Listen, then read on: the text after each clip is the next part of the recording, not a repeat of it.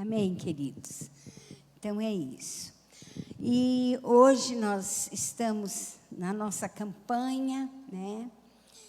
E nós vamos falar um pouquinho sobre os impasses da vida. Olha, exatamente hoje que eu pude viver um impasse da vida. Talvez isso nos torne mais adequados para pregar sobre essas coisas, né? Então, eu quero ler com vocês Mateus 6, versículo 30. A partir do 30 pode ser. Mas vamos além dos limites, né? Ir além dos limites é exatamente isso. É prevalecer sobre toda situação contrária que a gente possa estar enfrentando. Leiam comigo bem forte, vamos lá. Ora, vamos lá? Ora, se Deus veste assim a erva do campo que hoje existe e amanhã é lançada no forno, quanto mais a vós outros, homens de pequena fé. Portanto, não vos inquieteis dizendo que comeremos, que beberemos, ou com que nos vestiremos, porque os gentios é que procuram todas essas coisas, pois vosso Pai Celeste sabe que necessitais de todas elas. Buscai, pois, em primeiro lugar o seu reino e a sua justiça, e todas essas coisas vos serão acrescentadas. Portanto, não vos inquieteis com o dia de amanhã, pois o amanhã trará os seus cuidados, basta ao seu dia o seu próprio mal. Vamos orar.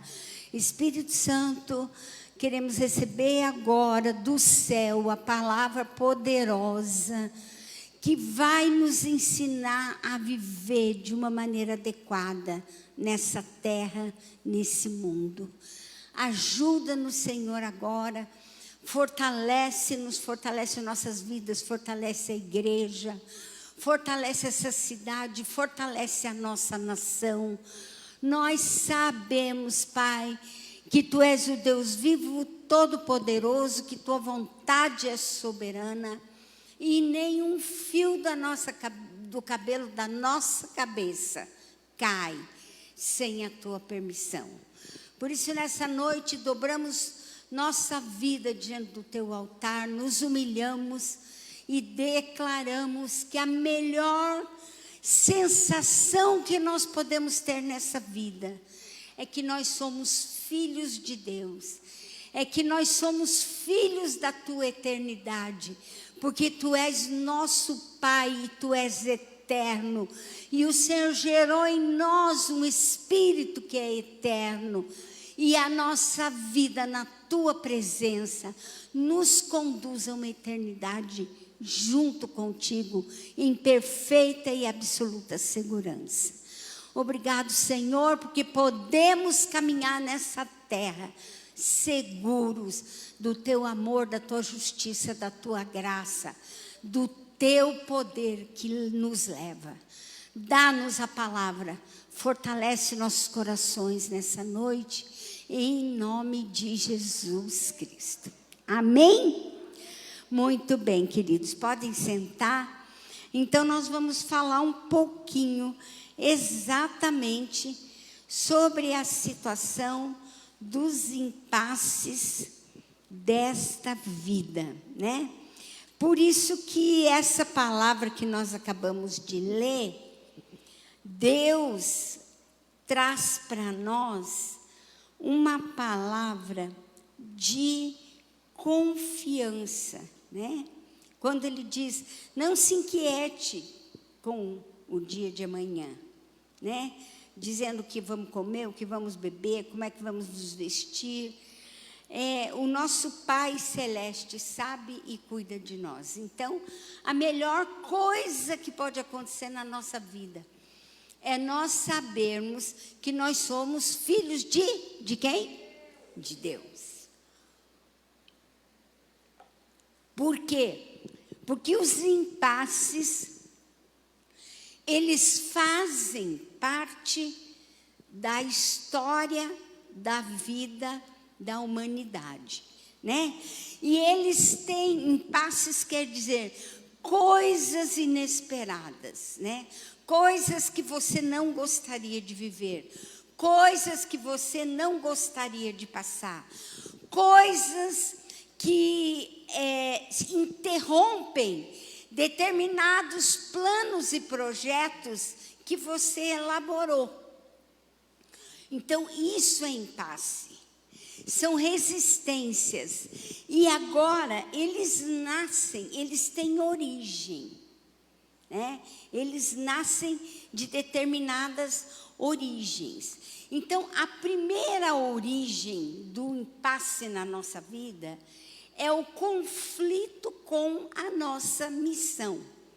Presta atenção, esse conflito com a missão que você tem e que eu tenho, e que nós muitas vezes lutamos na presença de Deus, até nós conseguirmos entender e responder aquela pergunta: por que é que eu nasci? O que Deus quer com a minha vida? Quem já fez essa pergunta para Deus? Quem não faz essa pergunta não vai encontrar o caminho nunca. Mesmo que Deus fale com você, mesmo porque Deus vai falar. Se você perguntar, Deus vai responder. Se você falar com Deus dessa maneira: qual é o objetivo da minha vida? Qual é a razão porque o Senhor, o meu Deus, me trouxe à existência? Se você perguntar, Deus vai te responder.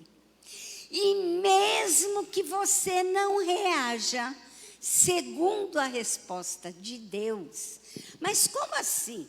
Eu perguntei, Deus falou e eu posso reagir contra a vontade de Deus? Pode. Por quê? Aquilo que nós falamos sempre, né? Nós não somos robôs, nós temos arbítrio. Então, o nosso arbítrio pode se voltar contra uma vontade determinada de Deus para a nossa vida. Porque, presta atenção, a vontade de Deus é aquilo que vai nos levar a uma realização, a uma perfeita consciência da razão da nossa vida. Só que isso não significa que seria o mais agradável na nossa concepção. Então, pessoal lá do fundo, não conversem, que atrapalha aqui, tá, gente?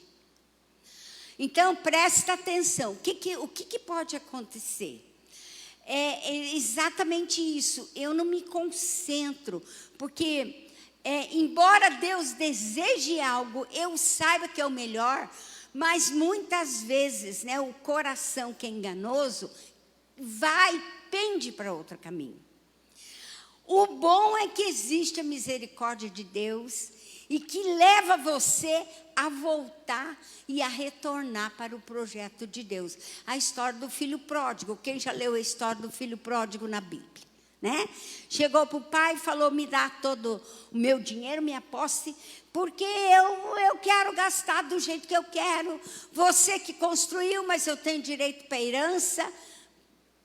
Olha, se você quiser arrebentar com a herança que Deus te deu, ele não vai te impedir. E ele foi, gastou, quebrou a cara, quebrou a cabeça. E o pai todo dia aguardava o retorno dele. Deus sempre aguarda o nosso retorno. Para o nosso bom senso, para a vontade dele, para o projeto de vida que ele elaborou. E o dia que o filho pródigo voltou, né, que ele retorna para casa, o pai o estava esperando. E em vez de dizer: ah, tá vendo, agora você voltou, porque você quebrou tua cara, você se arrebentou. Não. Ele colocou um novo anel no seu dedo, ele deu uma nova vestimenta para ele, ele preparou uma festa e falou: esse meu filho estava morto e reviveu. Esse meu filho estava perdido e foi achado. Estão entendendo? Fala glória a Deus. Nunca se esqueçam que Deus é misericordioso. O único problema pelo qual nós não devemos, né, gerar um conflito com a nossa missão, sair fora da nossa missão, é porque nós vamos passar por um sofrimento que nós não precisaríamos passar. As coisas poderiam ser melhores, mais fáceis, mais rápidas, se nós nos focarmos na vontade de Deus. Entenderam? Amém? Então, é assim que funciona. Agora, esse impasse surgiu no Éden. Por quê? Porque Deus não criou Adão e Eva para eles desobedecerem, né? E eles desobedeceram, e eles fizeram tudo errado, da maneira e da forma como Deus os havia aconselhado. E Deus não tocou no arbítrio deles, deixou eles comerem da árvore errada. Deus poderia ter posto um impedimento, mas não pôs. E eles fizeram a escolha errada e geraram toda a humanidade com isso. Por isso que Jesus é chamado da árvore da vida. É um dos títulos de Jesus. Por quê? Porque hoje, com Jesus Cristo, eu tenho condições de comer da árvore certa. Amém? De ir para a cruz com Cristo, de passar pela cruz, de receber o sangue. E a missão que estava toda oculta, torta, entenebrecida, ela é clareada. E agora eu posso voltar para o projeto original de Deus para com a minha vida, né? Porque Deus, né, Ele tem o caminho, mas Ele não impõe o caminho. Não é imposto, né? É uma questão de uma decisão minha de ir para a obediência. Porque Deus é soberano, mas a história de Adão e Eva, né? Eles tiveram o livre-arbítrio de desobedecer, assim como nós também temos. E isso eu acho que é o pior perigo que nós corremos na vida. O pior perigo não é o diabo. Isso aqui nós cansamos de falar para vocês. O pior perigo é o meu coração. Esse é o pior perigo para a minha vida. As coisas mudam quando eu me entrego para que Deus, eu me entrego para Deus, para que Ele, com a sua graça, mude as minhas atitudes. Mas como Deus é soberano na vontade, mas não é imperativo, Ele não obriga, né? Ele só vai agir quando você faz a entrega. Você fala, tá bom, Deus, eu não vou te resistir mais. Eu vou me entregar e o Senhor pode tomar conta da minha vida e me direcionar. Mesmo que algo que o Senhor peça para mim, eu ache que é um absurdo, eu vou me submeter, porque eu sei que o que tem lá na frente, lá para frente, para o futuro que eu não enxergo, mas o Senhor enxerga, eu vou entender. Estão entendendo? Amém, queridos? Então, quando eu me entrego para que Deus, com a sua graça, mude, né? As coisas mudam. Então, não coloque a tua alma em projetos. Ah, mas como assim, bispo? Eu não posso ter projeto? Não, não é isso. Coloque sua alma, a força da sua alma na sua missão. A razão pela qual você veio à existência não são projetos, é missão. É por isso, né, que a palavra diz: busca em primeiro lugar o reino de Deus e a sua justiça. Então, o que significa isso? Tua missão principal é colocar teu coração, tua vida, né, em primeiro lugar no reino de Deus. E aí diz assim: todas as coisas serão acrescentadas. Quando você dá ao Senhor o teu coração, Ele vai colocar os projetos segundo a perfeição da vontade dEle na tua vida. Entenderam, amém? Amém? A tua principal missão não são os seus projetos pessoais. Sua principal missão é o reino de Deus. É buscar afincamente reino de Deus, princípio de Deus, vontade de Deus, justiça de Deus. E aí o que acontece? Esses projetos que serão elaborados dentro de uma perfeição que Deus preparou, vão começar a acontecer na sua vida. Entenderam? Fala, primeiro a minha missão e não os meus projetos próprios. Amém? Se o teu projeto próprio chocar com a missão, chocar com o princípio de Deus, pula fora, porque você vai cair no abismo. Entenderam, queridos? Ah, mas eu posso cair no abismo, não morrer, me levantar e vir para a presença de Deus? Pode, filho pródigo, Deus aceita. Mas você vai voltar ferido, machucado, arrebentado, envergonhado. Não tem necessidade. Não faça isso com você. Amém? Tá bom, então é isso aí. O segundo impasse nasce do quê? De conflito com a rota. O que significa isso? Os conflitos, eles são inevitáveis. Quantas vezes você parou diante de uma situação e falou assim: e agora? Faço isso ou faço isso? Quem já passou por isso? Quem já passou por uma situação, por exemplo, onde você pensou: perdoo ou não perdoo? Que se lasque. Perdoo ou mato? Entenderam? Isso, o que isso se chama, queridos?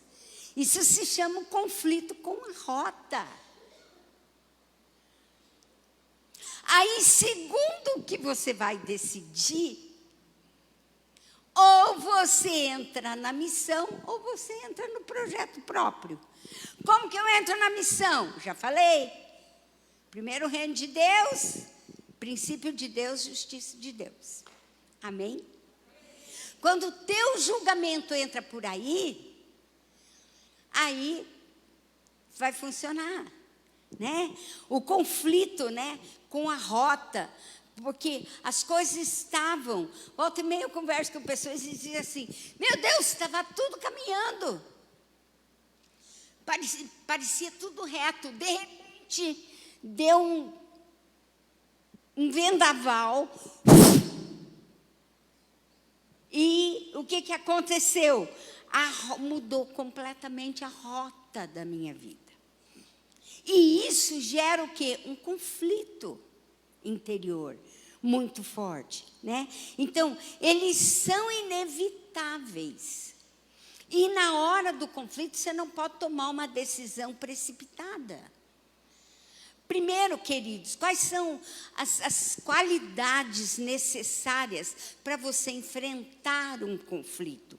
A primeira e mais importante é a tal da resiliência, que ela é até uma palavra nova que é falada nesses dias, né? O que é isso? É a capacidade para você lidar com o problema. Você não pode tomar decisões com tuas emoções conflitadas. E isso exige resiliência. Por quê? Porque às vezes demora um pouco para você acalmar o teu coração, antes de você quebrar o pau, antes de você tomar uma atitude precipitada, antes de você se jogar num prazer, em algo que você acha que é o máximo da tua vida. Você precisa ser resiliente. Entenda, isso é um conflito, isso é um problema. Isso pode ser uma armadilha para a tua vida. Então, o que é que você vai ter que fazer? A resiliência vai te ajudar a não agir precipitadamente. Porque toda atitude precipitada conduz a um desastre. Por isso que nós precisamos aprender a ser resilientes, né? Nós precisamos ter paciência, nós precisamos... Olha, você tem que juntar a resiliência, a paciência, com a determinação. Com a determinação de ir até o fim. O que significa isso? Eu vou ser paciente, eu vou ser resiliente, eu vou acalmar o meu coração, eu vou buscar a presença de Deus, eu vou buscar o conselho de Deus. Para isso vai levar um pouco de tempo, sim ou não? Toma cuidado, o diabo é louco para jogar armadilha, para você decidir, que nem doido, precipitadamente. E depois você se atrapalhar na condução da tua vida. É o conflito com uma rota da tua vida. Algo saiu do normal. E agora você precisa de uma saída. E essa saída perfeita está na mão de Deus. Mas ela vai chegar no teu coração. Amém? Ela vai chegar se você buscar, se você desejar, né? Você seja resiliente, você seja paciente, mas seja persistente, persevere, não desista do projeto, não desista do casamento, não desista do seu filho, não desista do seu trabalho, não desista daquilo que Deus colocou na sua mão. Só toma cuidado para não tomar atitudes precipitadas. Amém? Espera a resposta que vem da boca de Deus. O que a Bíblia diz? O coração do homem pode fazer planos, mas a resposta certa vem da boca do Senhor. Às vezes até para corrigir um filho a gente precisa disso.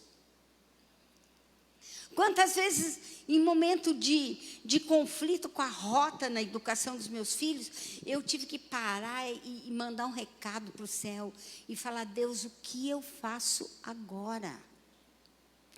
Como é que eu reajo?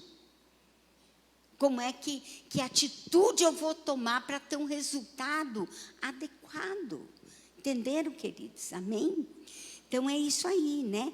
Por quê? Porque o vencedor, lógico, nós queremos ter vitória em tudo, sim ou não? Quem é aqui que gosta de ser derrotado? Eu não gosto de derrota. Não é que eu tenho que ganhar, que vencer. O meu problema, gente, o nosso problema não são os outros. Nosso problema somos nós mesmos vencermos os nossos limites. As nossas inseguranças. Quem está entendendo? As nossas dúvidas. Não são os outros. Nunca paute tua vida projetada no comportamento dos outros. Ou no que os outros estão fazendo. O que os outros estão fazendo, eles já estão fazendo. Entenderam? Amém? Então, é uma forma de conflito. Agora, o vencedor são os que respondem da maior forma possível aos reveses da vida. Por exemplo, quantos de vocês acham que o apóstolo Paulo é um vencedor? O apóstolo Paulo, que escreveu a maior parte do Novo Testamento da Bíblia. Quem acha que ele é vencedor? Levanta a mão. Então, olha como ele foi vencedor. Põe para mim 2 Coríntios 11, versículo 25 ao 27. Vejam o que ele teve que passar. Leiam comigo lá, bem forte, vai. Fui 3 vezes fustigado com varas. Uma vez apedrejado. Em naufrágio, uma noite e um dia passei na voragem, na fúria do mar. Olha lá, vai lá. Em jornadas, muitas vezes, em perigos de rio, de salteadores, entre patrícios, porque eram os judeus, os próprios judeus da raça dele que o perseguiam. Que mais? Em perigos entre os gentios de outras nações. Que mais? Em perigos na cidade, no deserto, no mar, entre falsos irmãos. Sabe aquele negócio que você diz, eu estava vivendo junto do lado de uma pessoa traidora, falsa. Entenderam? O apóstolo Paulo passou por tudo isso. Vamos ver mais. Em trabalhos e fadigas, em vigílias, muitas vezes, em fome, em sede, em jejuns, muitas vezes em frio e nudez. Vejam, ele foi vencedor dentro da cadeia, sim ou não? Ele ganhou uma família inteira. Ele abriu uma igreja naquela cidade. Por quê? Porque ele foi conduzido a uma prisão injustamente. Todos vocês conhecem a história. O que aconteceu? Cantavam louvores, depois de ter apanhado, depois de estar preso. Deus manda um terremoto, abala tudo. O carcereiro pede, fala que vai se matar, ele não deixa. E aí, prega o evangelho. O que eu preciso fazer? Crê no Senhor Jesus, vai ser salvo tu e a tua casa, amém? E aí? O carcereiro crê, ele vai na casa do carcereiro, o carcereiro cura ele. E quem estava com ele, não me lembro agora, Paulo e Silas. E a família do carcereiro inteirinho converteu. Mas ele precisou passar por aquele revés. Estão entendendo? Foi necessário para aquela família toda se converter, o conflito na rota da vida dele. Estão entendendo? Amém? Deu para entender? Então, conflito com propósito é bem-aventurado, apesar de toda a consequência de dor que muitas vezes a gente passa, né? Então, paciência, né? Determinação, tempo de amadurecer a ideia, né? Se sujeitar a um processo e não queimar etapas. Foram assim com todos os homens de Deus, né? Abraão esperou 25 anos, José esperou 13, Moisés esperou 40. Estão entendendo, amém? É isso aí. O terceiro tipo de conflito, com a sua melhor versão. O que significa isso? Existe dentro de mim e de você um potencial X determinado, que vai coroar a missão de Deus na minha vida, que já está dentro de mim aquele potencial, mas ele precisa amadurecer. Estão entendendo, amém? Eu preciso aprender a lidar com aquele potencial. O que aquele potencial vai fazer de mim? Ele vai revelar a minha melhor versão. O melhor lado meu de executar a minha missão. Estão entendendo? Aí, quando eu estou desatualizado, desestruturados no meu potencial, o que vai acontecer? Vai ser insuficiente para a realização da minha missão. Então, Deus vai ter que trabalhar. E eu vou ter que ter paciência, né? Porque Deus vai trabalhar na minha capacidade mental, na minha capacidade emocional e espiritual. Nesses 3 aspectos. Até eu chegar naquele ponto. Tá? Conflito com o dilema de fé versus humildade. Olha só. Isso aqui é muito importante. Sabe qual é a fé que é poder de Deus? A fé que foi provada e aprovada. Fala assim: eu só serei um vencedor quando eu tiver a humildade de permitir que Deus prove as minhas convicções de fé. É assim, Deus te dá uma promessa, não acontece do dia para a noite. Vem os conflitos de rota que eu já falei para vocês. Vem as coisas que você não espera, vem os impasses. Entenderam? Deus está provando sua fé. Ele quer saber se você é digno de ser colocado onde Ele quer te colocar. Se você tem raça, se você tem estrutura. Então Ele não vai fazer, Ele vai permitir algumas situações. E você vai ficar firme. Por quê? Sua fé está sendo provada.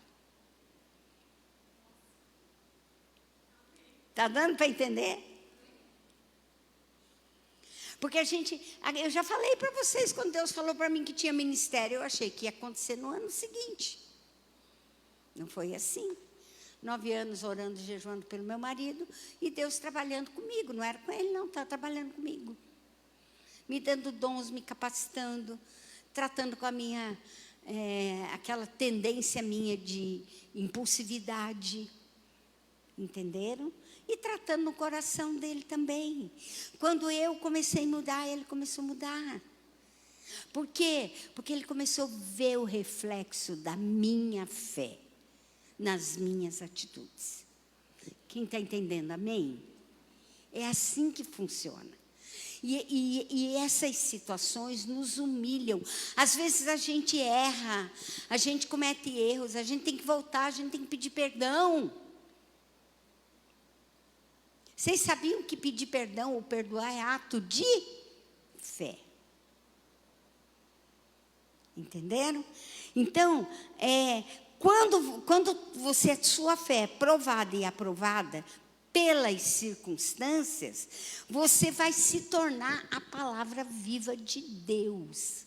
É aquela pessoa que as pessoas olham e falam: esse cara vive aquilo que ele prega. Entenderam? Essa pessoa merece crédito.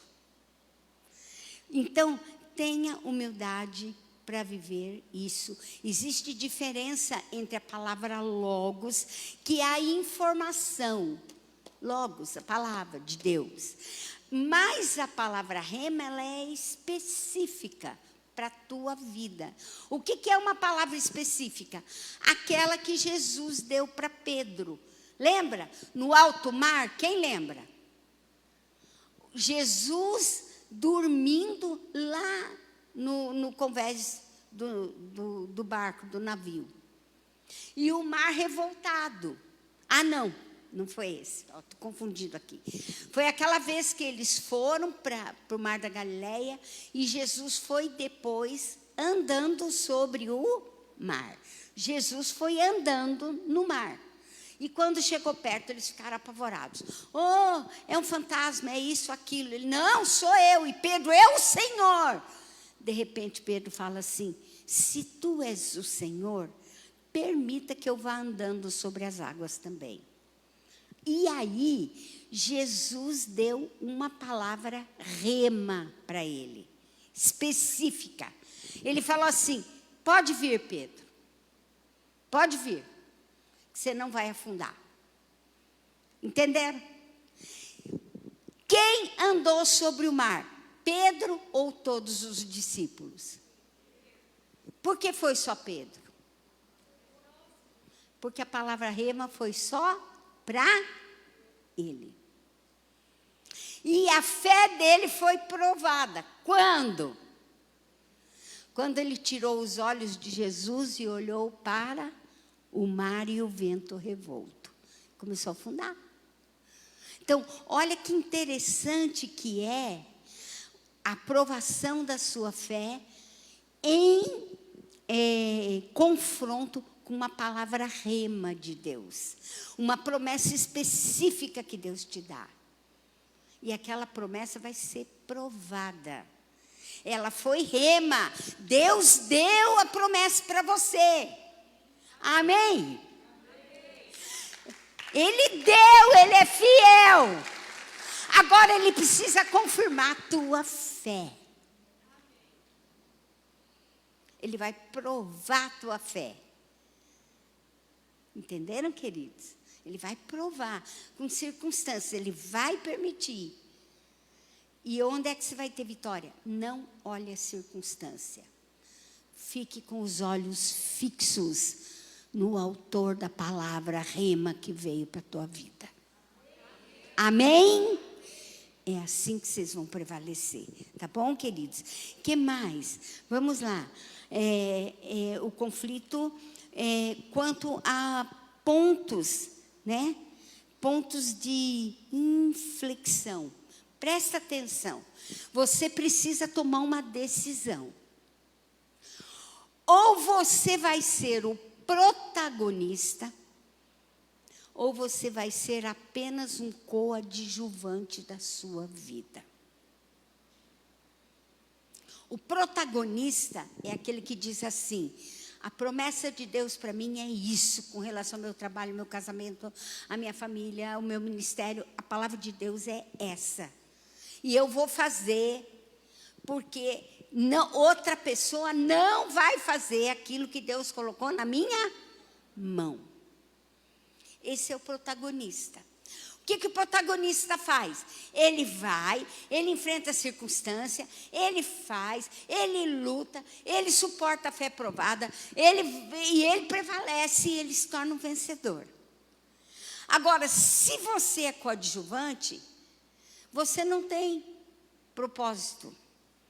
Primeiro, porque você não busca qual é a tua missão. E Deus não vai contar para quem não quer saber. Aí o que você faz? Você vira um coadjuvante da sua vida. Você fica esperando os outros te dirigirem. Sabe por quê?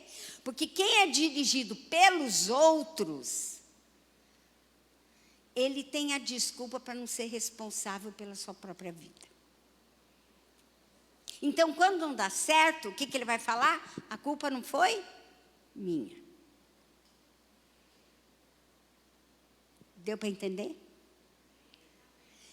Tenha fé. Seja um protagonista da própria vida, dirigida por Deus. Na missão e no projeto e no propósito que Deus deu para você. Amém? Suporte a provação. Seja resiliente, seja paciente. Seja inteligente. Busca respostas corretas na palavra de Deus, no conselho de quem ama a Deus e ama a sua vida, né? E agora, para concluir, o conflito com diversos papéis sociais, né? 2 Coríntios 6, 14 e 15. Rapidinho, o último ponto que eu quero falar com vocês. Também já está na hora, né? Vai lá. 2 Coríntios 6, né? Nós vamos ler 14 e 15. Leiam comigo, vai lá. Não vos ponhais em jugo desigual com os incrédulos. Porquanto, que sociedade pode haver entre a justiça e a iniquidade? Ou que comunhão da luz com as trevas? Vamos lá. Que harmonia entre Cristo e o maligno? Ou que união do crente com o incrédulo? Faz um favor para você mesmo. Entenda uma coisa. Tua vida não depende de incrédulos, de aceitação de incrédulos. Tua vida depende de Deus. Eu me lembro que quando a gente tinha fábrica, tinha empresa, a gente participava daquelas feiras de confecção. Gente, ela tinha dois lados. Ela tinha o lado social e ela tinha o lado de trabalho. O lado de trabalho você montava, não é barraca, o que a gente montava? Os estandes. e trabalhava o dia todo. Era exposição mesmo, da coleção nova da estação, por exemplo, a entrada do verão.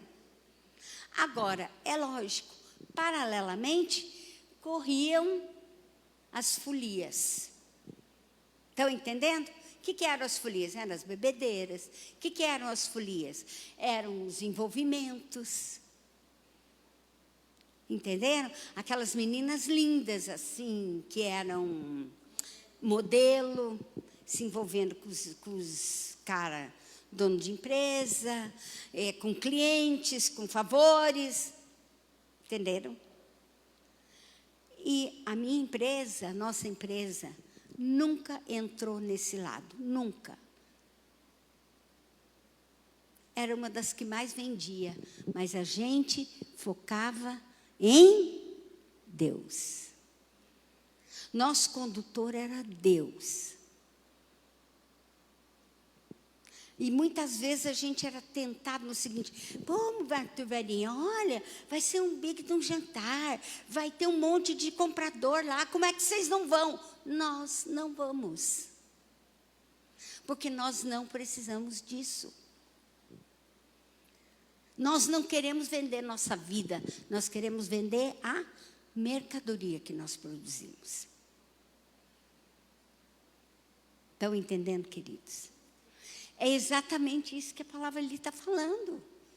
Por que Paulo foi um vencedor? Porque ele era focado nisso. Você não precisa fazer conchavo. Por quê? Senão você vai entrar em conflito, né? Quanto a diferentes papéis da sociedade. Como é que uma família não entra em conflito? Apesar de ter um pouco de confusão, de contrariedade, mas por que não é uma família destruída e conflitada? Porque cada um desenvolve o seu próprio papel. O pai é o pai, a mãe é a mãe e os filhos são os filhos. E quando chega a hora deles serem donos da sua própria vida, o que eles vão ter que fazer? Vão ter que trabalhar, vão ter que ir para a guerra e vão ter que construir o seu próprio canto se quiserem fazer o que querem fazer. Estão entendendo? Por quê? Porque a casa é do pai e da mãe. O pai e a mãe têm seus hábitos, seus princípios. Quem está entendendo o que eu estou falando? Entenderam, queridos? E muitas vezes é o contrário. Às vezes os hábitos familiares são muito ruins. Não se preocupe com isso. Lute pela sua independência. Lute pela sua autonomia. Se prepare, trabalhe, ganhe e construa sua vida. Amém. Amém, queridos? Então, essa é a palavra de Deus para os nossos corações hoje. Impasses, eles vão acontecer, mas não vão prevalecer. E não vão nos vencer, não vão nos tirar da rota, né? Hoje eu vivi a situação com o conflito com a energia da vida, que seria o último, eu vou falar rapidinho. Por exemplo, eu vivi um conflito com a energia da vida, junto com a Mônica, né? Por quê? Porque nós oramos e esperávamos o quê? A morte do Lucas? O que nós esperávamos? A cura. Entenderam? Mas ele faleceu. Né? Aí a gente fica, ai, coitado do Lucas, morreu com 32 anos. Não. Misericórdia para quem ficou. Lucas está na glória com Deus. Se Deus quiser que ele volte, ele vai falar, não vou voltar não. Para aquela loucura lá, estou sossegado aqui, né? Entenderam, queridos? Então, nós precisamos entender isso, a energia da vida. Nem sempre as coisas acontecem da maneira que você espera. né? Os impasses vão acontecer, mas você não pode perder a tua energia, você não pode perder o teu fluxo, você não pode perder a tua esperança, você tem que ser resiliente, você tem que ficar firme, porque você é um vencedor, para a glória de Deus, em nome de Jesus. Amém? Deus te abençoe. Vamos ficar em pé. Vou pedir que Deus te dê graça, sabedoria. Depois vou pedir para o Bispo Marcos encerrar a reunião. Quem crê que Deus hoje vai te fortalecer, vai te dar graça para você prevalecer profissionalmente, para você prevalecer na tua família, para você prevalecer na tua missão, para você prevalecer no seu ministério, para você ser um homem, uma mulher mais do que vencedores. Amém? Põe a mão no teu coração. Ora comigo, fala: Deus, guarda o meu coração. Guarda a minha mente, guarda minhas emoções. Senhor, guarda meu intelecto, guarda o meu espírito, minha alma e meu corpo para te servir na missão que tu preparastes para minha vida. Eu quero ser como Jesus, meu mestre, foi mais que vencedor. Fala: Jesus venceu tudo. Jesus venceu a morte por minha causa, pela minha vida. Ele merece que eu confie nele, que ele seja o meu alvo, o meu exemplo e a minha luta. Eu sou mais do que vencedor, para a glória do teu nome, em nome de Jesus Cristo. Amém. Deus te abençoe.